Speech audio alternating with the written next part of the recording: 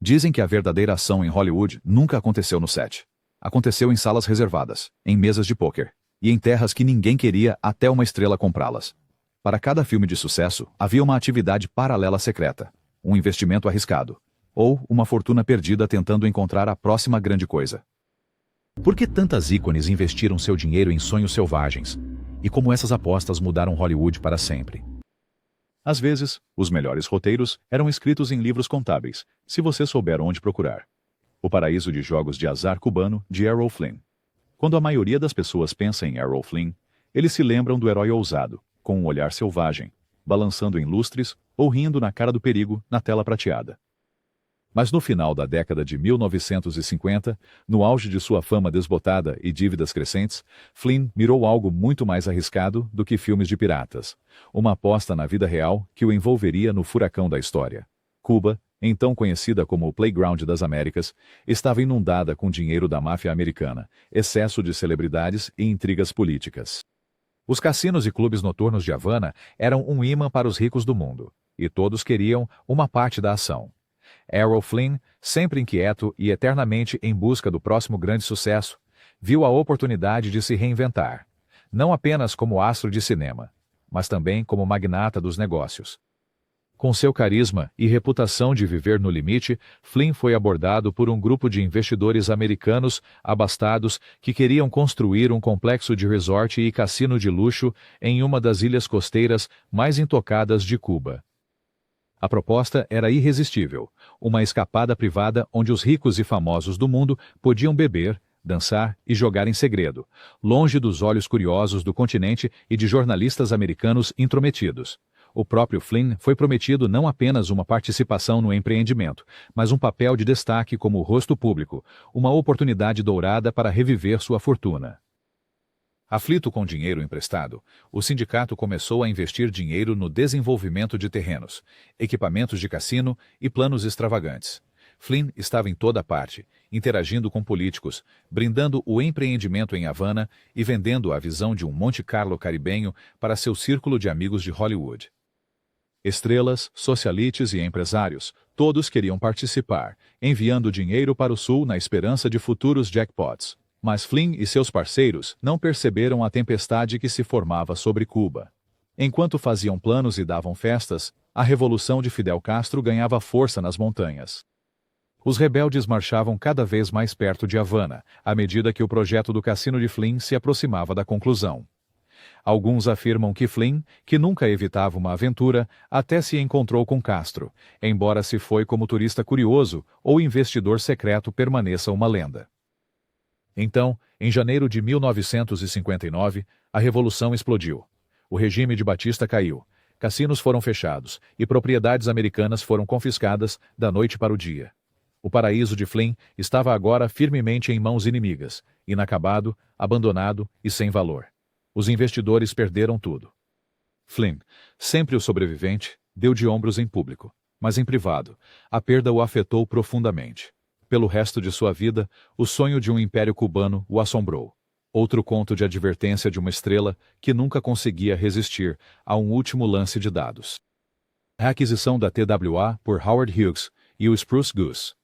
Howard Hughes era o tipo de figura que fazia Hollywood parecer pacata.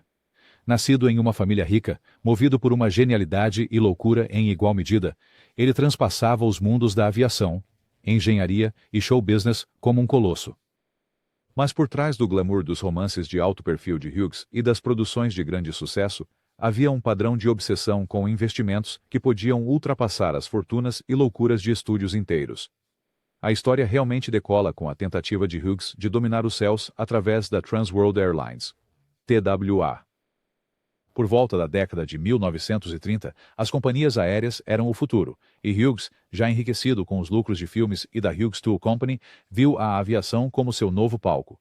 Ele começou a comprar silenciosamente ações da TWA, eventualmente assumindo o controle e mergulhando a empresa em uma era de inovação vertiginosa.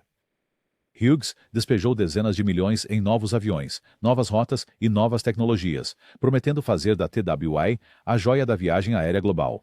Sob sua orientação, a TWA adquiriu o elegante Lockheed Constellation, um avião tão avançado que parecia ter saído diretamente de uma ficção científica. filme. Mas o apetite de Hughes pelo espetacular não parou por aí.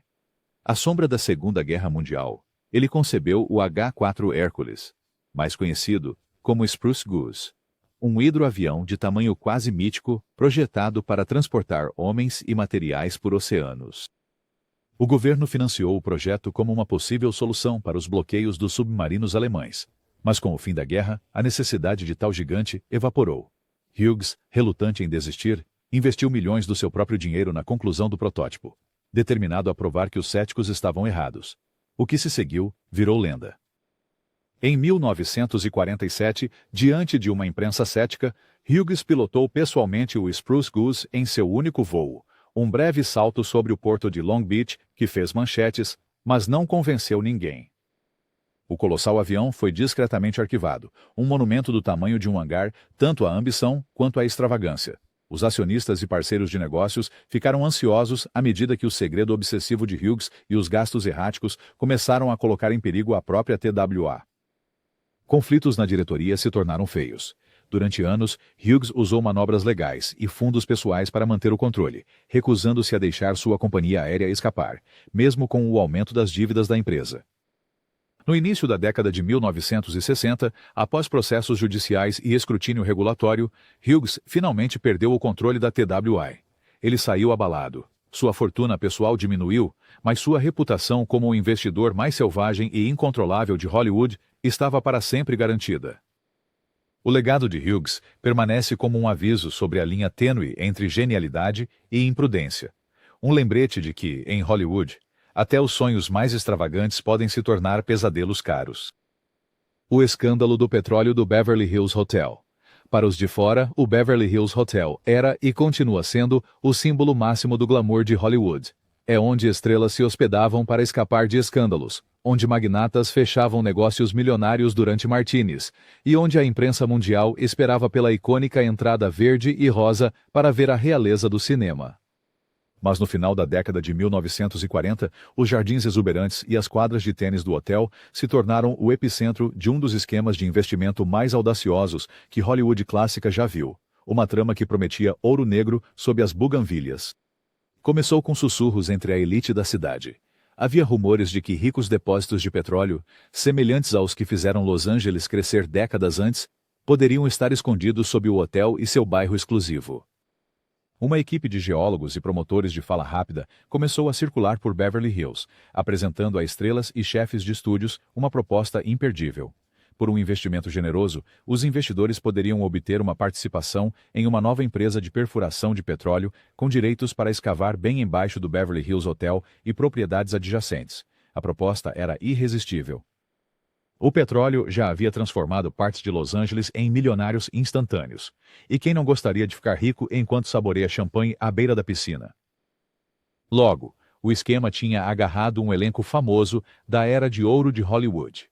Atores, agentes, produtores e até alguns diretores assinaram cheques. Quanto mais exclusiva a lista, maior a pressão para entrar antes de os poços jorrarem. Mas as verdadeiras riquezas não estavam no solo. Estavam nos bolsos dos trapaceiros. Conforme o dinheiro entrava, os vigaristas faziam um show de perfuração exploratória, completo com equipamento alugado, visitas ao local encenadas e levantamentos geológicos fabricados. Qualquer evidência de petróleo era suficiente para manter a esperança e novos investimentos. A verdade se desvendou lentamente, enquanto perfurações repetidas não rendiam nada além de terra e decepção. A suspeita transformou-se em indignação quando alguns investidores finalmente exigiram ver os livros. Os promotores desapareceram quase da noite para o dia, seu golpe exposto justamente quando a polícia e os advogados estavam a ponto de capturá-los. Estrelas que haviam sido prometidas fortunas perderam seus investimentos, e os donos do hotel esforçaram-se para salvar suas reputações. No rescaldo, o escândalo do petróleo do Beverly Hills Hotel tornou-se uma lenda de advertência em Hollywood, um lembrete de que, em uma cidade construída sobre ilusões, até os ricos e famosos podiam cair por um roteiro que era bom demais para ser verdade. E por um breve e bizarro momento, o glamour da velha Hollywood colidiu com a dura realidade dos campos de petróleo, deixando apenas rumores e arrependimentos surgindo sob as palmeiras. O marido de Clara Bow e o fiasco das corridas. Clara Bow, a original It Girl de Hollywood, não era estranha ao centro das atenções ou aos escândalos. Mas nem mesmo ela poderia ter previsto o desastre que se desenrolaria quando seu marido, Rex Bell, um charmoso ator cowboy e mais tarde um político de Nevada, arrastou a elite de Hollywood para um esquema de investimento em corridas que parecia glamouroso no papel, mas terminou em desilusão, processos judiciais e fortunas arruinadas. Rex Bell nunca ficou satisfeito em ser apenas o marido de uma estrela de cinema ou em ser coadjuvante na vida cheia de tabloides de Clara. Ele era inquieto, sempre à procura da próxima grande oportunidade, do negócio que o tornaria uma lenda por seus próprios méritos. O negócio das corridas de cavalo, ele pensava, era o seu bilhete para sair da sombra dela e entrar no mundo dos magnatas. Na época, o sul da Califórnia estava passando por um boom das corridas de cavalos. O Santa Anita Park estava atraindo multidões enormes e grandes quantias de dinheiro estavam mudando de mãos mais rápido do que os cavalos podiam correr. Bell começou a falar sobre um novo plano audacioso. Ele ajudaria a construir e administrar uma pista de corrida de luxo nos arredores de Hollywood, um playground para celebridades e socialites, onde fortunas poderiam ser ganhas em uma única tarde. Ele apresentou a ideia em festas de coquetel e encontros de clube, convencendo alguns dos nomes mais lucrativos da área a investir. Com o nome de Clara Bow conferindo um ar de legitimidade ao projeto, estrelas como Gary Cooper, Carole Lombard e até mesmo alguns dos principais chefes de estúdio investiram, seduzidos pela promessa de glamour infinito e lucros fáceis. Por um tempo, parecia que Bell poderia realmente conseguir. Os planos eram grandiosos, os designs eram exuberantes, e a imprensa de Hollywood estava agitada de entusiasmo. O dinheiro fluía e terras foram compradas nos arredores de Los Angeles. Mas à medida que os custos aumentavam e os atrasos se acumulavam, rachaduras começaram a aparecer. Licenças essenciais foram atrasadas e a administração estava atolada em conflitos internos. Para manter o projeto à tona, Bell e seus parceiros começaram a pegar emprestado dos fundos dos investidores que estavam chegando para cobrir as despesas crescentes. Uma casa de cartas financeira que só se mantinha enquanto o entusiasmo continuasse. Quando a pista finalmente foi inaugurada, a frequência foi decepcionante e a operação rapidamente começou a perder dinheiro. A experiência de luxo prometida foi manchada por uma construção de má qualidade, escândalos de gestão e uma série de má publicidade. Os investidores começaram a suspeitar que foram vendidos uma fantasia, e os processos judiciais começaram a surgir. A própria Clara Bow, que inicialmente apoiou o esquema, ficou arrasada enquanto seu nome era arrastado na lama por associação. O fiasco da pista de corrida tornou-se um aviso para os poderosos de Hollywood. Nem todo roteiro leva a um final feliz. No rescaldo, fortunas foram perdidas, amizades se deterioraram e o casamento de Clara e Rex sofreu. O que deveria ser um monumento brilhante ao sucesso, tornou-se uma história de advertência, um lembrete de que até as luzes mais brilhantes podem projetar as sombras mais longas, especialmente quando dinheiro e confiança estão em jogo. Charlie Chaplin e o desastre bancário europeu da United Artists. Charlie Chaplin, talvez o rosto mais reconhecível do mundo durante a era do cinema mudo, nunca se contentou em apenas interpretar o bobo na tela. Fora das telas, ele era um empresário astuto e ambicioso, um dos membros fundadores da United Artists, o estúdio revolucionário criado para que as estrelas pudessem controlar seus próprios destinos e lucros. Mas mesmo Chaplin, com toda a sua perspicácia e ceticismo, não estava imune aos perigos dos esquemas de investimento internacional que pareciam bons demais para serem verdade. No final da década de 1930, a United Artists estava acumulando enormes lucros de Chaplin, Mary Pickford, Douglas Fairbanks e outras lendas. O mundo, no entanto, estava à beira da guerra, e todos estavam procurando por refúgios seguros para seu dinheiro. Chaplin e seus parceiros começaram a transferir grandes somas de dinheiro do estúdio para bancos suíços e outros bancos europeus, atraídos por promessas de crescimento isento de impostos, privacidade absoluta e taxas de juros lucrativas. A estratégia parecia sensata. Os centros financeiros da Europa eram lendários por protegerem a riqueza da elite mundial, e o segredo bancário suíço era quase mítico. Consultores e os chamados especialistas financeiros surgiram, prometendo à United Artists uma variedade de instrumentos offshore e contas especiais. O estúdio investiu milhões nesses bancos estrangeiros, convencido de que estavam superando tanto o IRS quanto qualquer futura turbulência política americana. O próprio Chaplin, sempre preocupado com o governo confiscando seus bens, defendia pessoalmente manter uma parte substancial de sua fortuna no exterior. Mas a realidade logo interveio. A eclosão da Segunda Guerra Mundial lançou os mercados financeiros europeus no caos. Bancos foram fechados, Governos congelaram contas estrangeiras. Contatos antes confiáveis desapareceram da noite para o dia. Os executivos da United Artists se apressaram para garantir seus fundos, mas rapidamente descobriram que grandes quantias simplesmente evaporaram, perdidas devido a falências bancárias, apreensões governamentais ou fraudes descaradas. Em alguns casos, os bancos tinham investido de forma imprudente ou nunca realmente protegeram o dinheiro. Para Chaplin e United Artists, as perdas foram assustadoras. As batalhas legais se arrastaram por anos, mas a maior parte do dinheiro nunca foi recuperada. O escândalo foi mantido em silêncio na maior parte. Ninguém queria que o público soubesse que o estúdio de cinema mais poderoso do mundo tinha sido enganado por banqueiros estrangeiros e uma rede de intermediários duvidosos. O próprio Chaplin mais tarde refletiria, com seu humor negro característico, que era mais fácil fazer milhões em Hollywood do que mantê-los seguros na Europa. O desastre bancário da United Artists tornou-se uma lição oculta para a elite de Hollywood. Não importa quão inteligente ou bem-sucedido você seja em casa, sempre há alguém esperando para separar você do seu dinheiro no cenário internacional. Para Chaplin, o episódio foi um lembrete amargo de que até mesmo os mestres da ilusão podem cair em um truque financeiro, e que o mundo além de Hollywood está cheio de enredos e reviravoltas mais estranhos do que qualquer filme. O Império de Academias Muscle Beach de Mae West. Mae West nunca foi de seguir as regras. Com sua sagacidade sedutora e confiança inabalável, ela quebrou tabus, enganou censores e se tornou uma das atrizes mais bem pagas de Hollywood. Mas, na era pós-guerra, à medida que seus papéis no cinema diminuíam e a obsessão americana por saúde e fitness aumentava, West viu uma nova fronteira para a fama e fortuna, que atrairia estrelas, culturistas e grandes sonhadores. Isso não era apenas mais uma moda de Hollywood. Era a tentativa de Mae West de construir um império de academias e um conto de advertência sobre misturar o brilho do showbiz com a força dos negócios. O plano parecia perfeito para a época. No final dos anos 40 e início dos anos 50, a mania da cultura física estava em toda parte. Muscle Beach, em Santa Mônica, atraía multidões para ver atletas bronzeados e aspirantes a Adonis exibindo seus músculos. Mae West, sempre à frente de seu tempo, decidiu investir fortemente em uma cadeia de academias e spas de saúde ao longo da costa da Califórnia, imaginando uma glamourosa rede de palácios de fitness para celebridades e pessoas comuns. Ela colocou seu nome e dinheiro por trás de uma nova marca de academias que prometia não apenas exercício, mas uma experiência digna da realeza de Hollywood. Com seu estilo característico, West organizou festas de inauguração extravagantes, convidando colegas estrelas e a imprensa para admirar as instalações de última geração. Anúncios estampavam seu nome e rosto em outdoors. Venha malhar com Mae West. Um toque divertido em seu famoso bordão. Por um breve momento, parecia que ela poderia conseguir.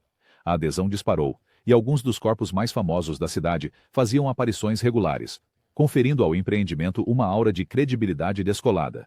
Mas o negócio de fitness provou ser mais complicado do que um set de filmagem. Os custos de manter instalações glamourosas dispararam, e a logística de administrar vários locais tornou-se avassaladora. Processos começaram a se acumular devido a fornecedores não pagos, quebra de contrato e alegações de que alguns treinadores e funcionários não receberam pagamento por meses. Pior, alguns frequentadores das academias reclamaram que as academias não cumpriam as promessas de Hollywood, citando equipamentos quebrados e aulas lotadas. Os parceiros de negócios de Mae, alguns dos quais eram menos experientes do que afirmavam, tiveram dificuldades para lidar com as realidades financeiras. Por meados da década de 1950, o império de academias Muscle Beach começou a desmoronar. Vários locais fecharam abruptamente, deixando os membros trancados do lado de fora e os credores em busca de respostas. Mae West, cuja reputação de durona a ajudou a enfrentar as tempestades mais difíceis de Hollywood, encontrou-se enfrentando processos judiciais e manchetes que questionavam sua perspicácia nos negócios.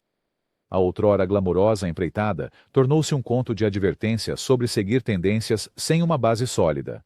No fim, o Império Muscle Beach de Mae West desapareceu tão rapidamente quanto chegou, deixando para trás apenas memórias, algumas fotos desbotadas e a lição de que nem toda estrela de Hollywood pode alcançar o sucesso nos negócios. W.C. Fields e a bolha do Laranjal. W.C. Fields era o mestre do cinismo cômico, um homem cuja persona na tela era partes iguais de charme, inteligência e desconfiança cautelosa do mundo. Fora das câmeras, Fields não era muito diferente. Ele gostava de uma boa bebida, não confiava em banqueiros e acreditava que não havia lugar mais seguro investimento do que um pedaço de terra da Califórnia. Nos anos 1930, essa fé seria duramente testada quando Fields e um grupo de amigos de Hollywood se envolveram em uma das bolhas de investimento mais estranhas e desastrosas da época, a mania dos pomares de laranja da Califórnia. A lógica parecia sólida. A indústria cítrica da Califórnia estava em expansão, impulsionada pela demanda nacional e pela promessa de lucros fáceis. Os laranjais foram comercializados para a elite de Hollywood como a coisa mais certa na agricultura. Agentes imobiliários e promotores agrícolas espalharam-se por Los Angeles, convidando estrelas e produtores para festas exclusivas em terras agrícolas banhadas pelo sol. A proposta de venda era irresistível. Compre alguns acres, deixe os trabalhadores migrantes cuidarem das árvores e veja sua fortuna crescer, literalmente. Fields, que nunca recusava um dinheiro fácil, entrou de cabeça. Ele comprou vários lotes pelos quais lhe disseram serem preços de barganha, e logo convenceu um punhado de amigos, estrelas do cinema mudo, roteiristas, até mesmo alguns produtores, a se juntarem a ele. A ideia de trocar o caos dos sets de filmagem pela tranquilidade de um pomar de laranjas agradou a muitos no setor. As estrelas gabavam-se de seu novo status de fazendeiro em jantares de Hollywood, e mais investidores se alinhavam, ansiosos por uma fatia dessa ação. Mas, por baixo da superfície, nem tudo ia bem. Agentes imobiliários desonestos vinham inflacionando o valor de terrenos sem valor ou arruinados, usando avaliações forjadas e relatórios falsos de rendimento de safra. Os terrenos que Fields e seus amigos compraram estavam frequentemente em terras marginais com acesso precário à água, tornando-os praticamente inúteis para a produção de cítricos. Para piorar a situação, uma praga repentina varreu o sul da Califórnia, devastando as colheitas e fazendo os preços das laranjas despencarem. Em apenas alguns anos, o grande esquema dos pomares de laranja desmoronou. Fields assistiu horrorizado, enquanto seu investimento infalível deu errado. Ele perdeu milhares e outros perderam ainda mais. Os cavalheiros fazendeiros ficaram com terras estéreis e bolsos vazios, forçados a admitir que foram enganados por charlatões de fala mansa e pelas forças imprevisíveis da natureza. A bolha dos laranjais se tornou uma piada recorrente em Hollywood. Outro exemplo de como até as mentes mais afiadas poderiam ser atraídas por sonhos de dinheiro fácil. Para W.C. Fields, foi uma lição amarga. Às vezes, a aposta mais segura é ficar com o que você conhece e nunca confiar em um negócio que parece bom demais. A armadilha financeira de Alamo Village, de John Wayne. John Wayne, conhecido como Duque para seus amigos e milhões de espectadores, era o símbolo máximo da determinação americana, independência robusta e patriotismo inabalável. Portanto, não foi surpresa que, ao decidir realizar seu projeto dos sonhos, o Alamo, ele se recusou a economizar. Mas o compromisso de Wayne com a autenticidade transformou o que deveria ser um set de filmagem em um dos mais notórios buracos financeiros de Hollywood. Uma saga que deixaria o Duque e seus investidores abalados por décadas. Wayne quis fazer um filme sobre o lendário cerco de 1836 no Alamo por anos. Quando nenhum estúdio quis financiar sua grandiosa visão, ele fez o que as maiores estrelas de Hollywood costumam fazer. Ele financiou o projeto ele mesmo, reunindo uma lista de amigos da indústria e fãs leais como apoiadores financeiros. Determinado a recriar a história em uma escala épica, Wayne comprou uma vasta área de terra em Bracketville, Texas, e começou a construir uma réplica em tamanho real da missão de Alamo, junto com uma cidade inteira funcional, completa com ruas, lojas e até uma igreja em funcionamento. Os custos da construção aumentaram significativamente. Wayne insistiu na precisão histórica para cada tijolo e viga, contrariando os contadores do estúdio e investindo mais de seus próprios fundos.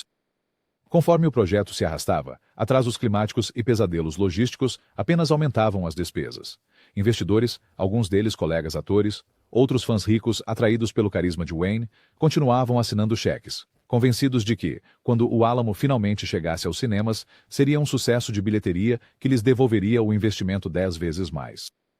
Quando o filme foi lançado em 1960, foi de fato um espetáculo, ganhando indicações ao Oscar e atraindo multidões curiosas. Mas, apesar da sua grandiosidade, The Alamo teve dificuldades para recuperar seu enorme orçamento. Os custos de manutenção do Alamo Village, o extenso set de filmagem transformado em atração turística, continuaram a acumular, Os visitantes chegavam aos poucos, mas a venda de ingressos e o aluguel de filmes nunca cobriram a manutenção do local ou as enormes despesas do filme. Por décadas, Alamo Village ergueu-se como um monumento tanto à visão de Wayne quanto à capacidade de Hollywood para o excesso. A propriedade mudou de mãos várias vezes, servindo às vezes como um destino turístico do Oeste, outras vezes sendo deixada abandonada sob o sol impiedoso do Texas. O próprio Wayne nunca recuperou totalmente seu investimento, e foi franco sobre o impacto que isso teve em suas finanças e amizades. No final, o Alamo foi menos um triunfo do cinema americano do que um aviso a cada estrela com um projeto pessoal e um cheque em branco. O buraco financeiro de John Wayne serve como um testemunho de como até mesmo lendas podem ser desfeitas pela ambição, e como um único filme pode assombrar uma carreira por muito mais tempo do que qualquer duelo com revólver. A mãe de Jean Harlow e as ações do creme facial milagroso. Jean Harlow, a verdadeira loira platinada fatal, cativou milhões com sua inteligência, beleza e presença. Mas, nos bastidores, foi sua mãe ambiciosa e muitas vezes autoritária que se tornou o centro de um dos fiascos de investimento mais estranhos de Hollywood. Um suposto creme facial milagroso que prometia juventude eterna e entregou apenas processos, decepção e uma trilha de contas bancárias quebradas. Conhecida como Mãe Jean, a mãe de Harlow foi uma presença constante na vida e carreira de sua filha, atuando como gerente, publicitária e guardiã. Em meados da década de 1930, Mother Jean se encantou com um empreendedor local que afirmava ter desenvolvido um novo cosmético revolucionário. Um creme que poderia apagar rugas, clarear manchas de idade e manter os rostos da elite de Hollywood radiantes sob as luzes dos estúdios. O argumento era irresistível, especialmente em uma indústria obcecada com a juventude. Com o nome de Jean Harlow vinculado, Mãe Jean começou a trabalhar convencendo atores, diretores e até maquiadores a investir na empresa que fabricava o chamado creme milagroso. Alguns se tornaram financiadores, enquanto outros concordaram em promover o produto para amigos e fãs. Rumores circulavam de que a fórmula secreta havia sido desenvolvida por cientistas europeus e contrabandeada para os Estados Unidos como o próximo grande avanço em beleza. À medida que os primeiros lotes do creme eram lançados, estrelas faziam fila para serem fotografadas com os frascos, e as colunas de fofocas de Hollywood gabavam-se dos efeitos inacreditáveis do produto. Mas não demorou muito para que surgissem problemas. Os clientes reclamaram que o creme era pouco mais do que um creme frio glorificado. Nenhum milagre, apenas o mesmo hidratante de sempre. Alguns até relataram erupções e irritações na pele. Reembolsos foram exigidos. A imprensa, antes encantada com o ângulo de Hollywood, começou a investigar o histórico da empresa e descobriu que os chamados cientistas europeus não existiam e que as alegações de milagres eram pura fantasia. Investidores zangados entraram com processos judiciais, e a empresa rapidamente colapsou sob o peso do escândalo e da má publicidade. A reputação de Mother Jean e, por extensão, a de Jean Harlow, sofreu um golpe na imprensa. A elite de Hollywood ficou envergonhada, não pelo creme facial, mas pela embaraçosa cilada. O fiasco do creme milagroso continua sendo uma lição em Hollywood. Não importa quão brilhantes sejam as luzes, sempre há uma sombra de oportunismo e ganância. E nem todo investimento vale a pena apostar seu nome ou rosto.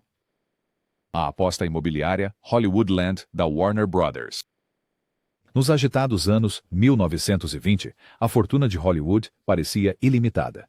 Os estúdios estavam prosperando, o som estava transformando o cinema, e fortunas eram feitas da noite para o dia. Os irmãos Warner, Harry, Albert, Sam e Jack eram os reis da nova indústria, em alta após o sucesso de O Cantor de Jazz. Mas, cheios de dinheiro e otimismo, eles miraram além das telas de cinema, investindo em um vasto empreendimento imobiliário que ajudaria a criar e quase destruir o sinal mais icônico da história do cinema, Hollywoodland. O plano era tão grandioso quanto qualquer sucesso de bilheteria: comprar acres de terras de encosta não desenvolvidas acima de Los Angeles e transformá-las em um empreendimento habitacional exclusivo, completo com casas luxuosas, ruas sinuosas e a promessa de vizinhos estrelas de cinema. Para atrair compradores, os desenvolvedores ergueram um enorme letreiro na colina: Hollywoodland. Cada letra imponente, iluminada por milhares de lâmpadas, convidando novos investidores e sonhos para o oeste.